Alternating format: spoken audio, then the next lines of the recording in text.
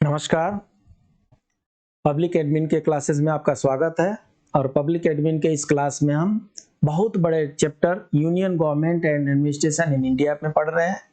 और इससे पहले हमने प्रेसिडेंट वाइस प्रेसिडेंट के बारे में जाना, अभी हम पार्लियामेंट के बारे में जानेंगे। जैसे प्रश्न आता है कि पार्लियामेंट में कितने पार्ट होते हैं, पता नहीं दिमाग कहाँ घूम जाता है। लोकसभा और राज्यसभा सिर्फ दो ही पार्ट होते हैं। गलत आंसर है।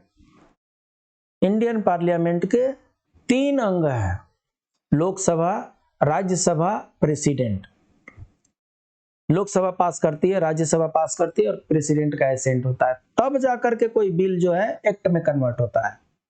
जब सबसे पहले लोकसभा चाहे राज्यसभा कहीं पर भी आप जो प्रपोजल रखते हैं पास कराने के लिए, उसको बिल कहा जाता है।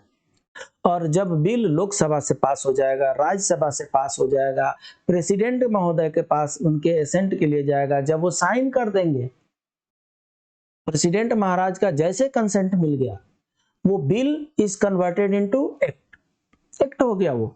तो इसलिए पार्लियामेंट के 3 स्तंभ: Lok Sabha, Rajya Sabha and president. House of people, house of commons of state Rajya Sabha and then president, राष्ट्रपति। तो गवर्नमेंट ऑफ इंडिया को हमने यहाँ पर दिखाया है आपको 3 हिस्से में। एग्जीक्यूटिव होते हैं, लेजिस्लेटिव होते हैं और जुडिशरी होते हैं। 3 स्तंभ है सरकार के: executive, legislative and judiciary. Legislative जो होते हैं उसमें लोकसभा, राज्यसभा और प्रेसिडेंट आते हैं।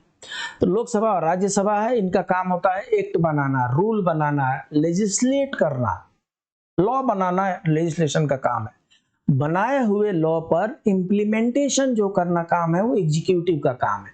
इसमें प्रेसिडेंट, वाइस प्रेसिडेंट और कैबिनेट मिनिस्टर्स आते हैं। यहाँ पर उनकी रिस्पॉन्सिबिलिटी दी हुई है to pass the laws by the legislature, जो होता है टू मेक द लॉ है, और यहाँ पर टू इम्प्लीमेंट है, ये गलत है, टू इम्प्लीमेंट द लॉ है। और ये इसका इम्प्लीमेंटेशन ठीक से हो रहा है कि नहीं हो रहा है, और ये रूल जो बना रहे हैं कॉन्स्टिट्यूशन के अनुसार बना रहे हैं कि नहीं बना रहे हैं, इसको चेक करना जो है वो जुडिशरी की ड्यूटी है। और जुडिशरी में सुप्रीम कोर्ट ऑफ इंडिया जो होता है सबसे ऊपर होता है। इनकी रिस्पॉन्सिबिलिटी है to solve the conflict between executive and legislative, other public related matters और कॉन्फ्लिक्ट। तो ये 3 विभाग हो गए गवर्नमेंट ऑफ इंडिया के। राज्यसभा में 250 सीट है, लोकसभा में 545 सीट है, और ये महाराज वाइस प्रेसिडेंट, प्राइम मिनिस्टर है, supreme court, high court and district court है। प्रेसिडेंट जो है 12 लोगों को राज्यसभा में नॉमिनेट करते हैं। Vice president is the chairman of Rajya Sabha, speaker is the presiding officer of Lok Sabha, parliament can introduce a bill to amend constitution, and Rajya Sabha is a permanent house. Lok Sabha जो है 5 साल के लिए होती है, राज्यसभा कभी डिजॉल्व नहीं होती, उनके मेंबर जो है रोटेशनल बेसिस पे रिटायर होते रहते हैं। उनका 6 साल का टेनर होता है, और जैसे 6 साल का टेनर पूरा होता है, या तो वो री इलेक्ट होंगे और नहीं तो उनके बदले में दूसरे कोई री इलेक्ट होगा। तो राज्यसभा में ये रोटेशन चलता रहता है, ये कभी भी एक साथ में सारे रिटायर नहीं होते, इसलिए डिजॉल्व नहीं होती है। लोकसभा में क्या है, आते सब एक साथ हैं और जाते भी सब एक साथ हैं, और इसीलिए लोकसभा डिजॉल्व हो जाती है। तो राज्यसभा में जो होता है इसको काउंसिल ऑफ स्टेट्स इंग्लिश में कहते हैं। लोकसभा को हाउस ऑफ पीपल कहते हैं और राज्यसभा को काउंसिल ऑफ स्टेट्स कहते हैं।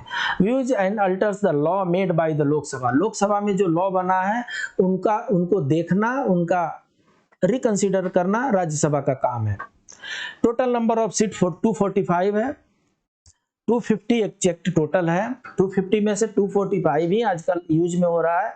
245 में से 12 जो है नॉमिनेटेड बाय प्रेसिडेंट होते हैं, और 233 member elected by the legislative assembly members of the different states होते हैं।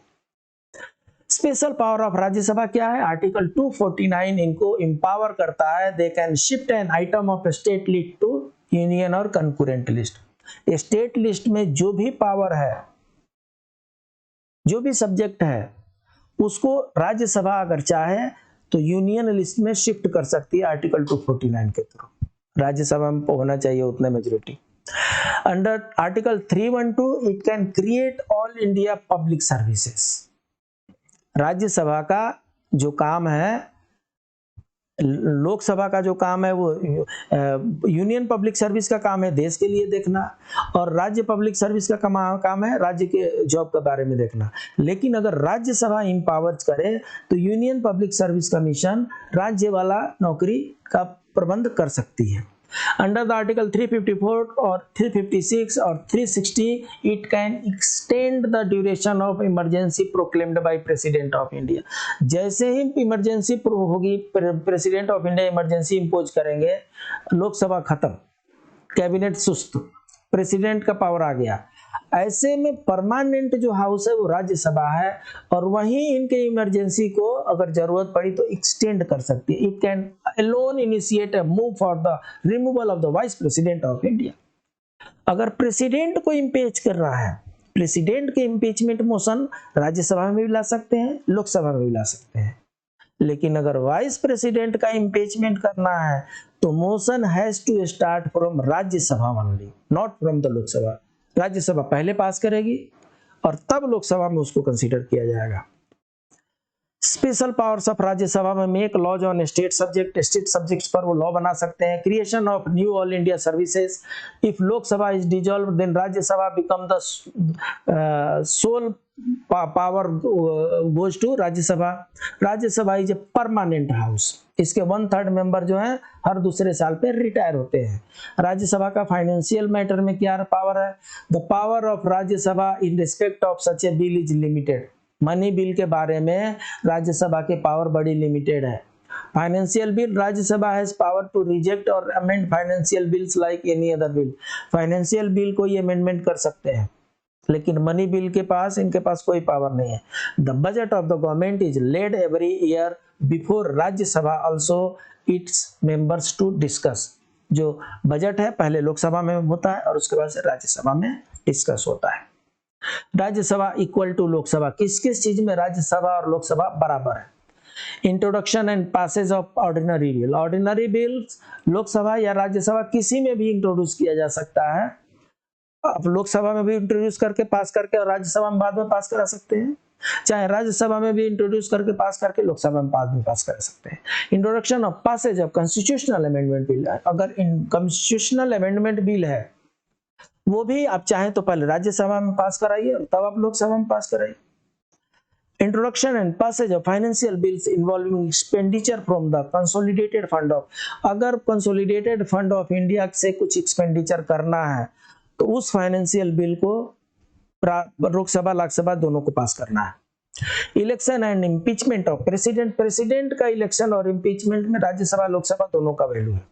Election and removal of the vice president, इनमें दोनों में भी राज्यसभा और लोकसभा का सेम वैल्यू है, लेकिन वाइस प्रेसिडेंट में राज्यसभा को स्टार्ट करना, अगर राज्यसभा नहीं चाहती है तो लोकसभा चाह के भी वाइस प्रेसिडेंट के अगेंस्ट में इम्पीचमेंट मोशन नहीं ला सकती है।